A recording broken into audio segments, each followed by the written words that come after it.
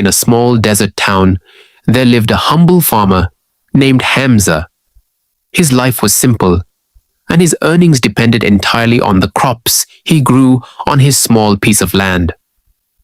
Every year, he would plow the soil with hope, plant seeds with care, and pray for rain. One season, however, the skies remained clear for weeks.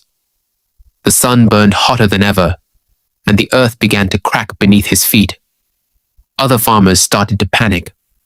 Some cursed their fate, while others spoke words of despair.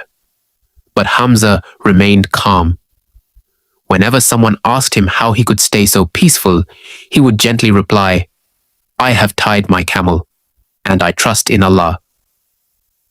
Hamza worked hard every single day, despite the harsh conditions.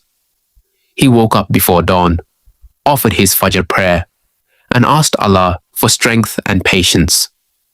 After prayer, he would go to his fields, watering the crops with the little water he had saved.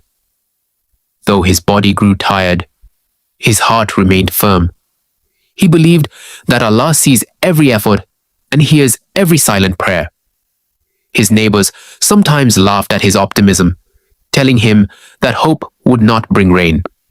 But Hamza would smile and say, "Allah is the best of planners." Days turned into weeks, and the drought grew worse. Many farmers abandoned their fields, convinced that all was lost. Hamza, however, refused to give up. One night, after a long day of work, he raised his hands in dua with tears in his eyes. He admitted his weakness and placed his worries completely in Allah's hands.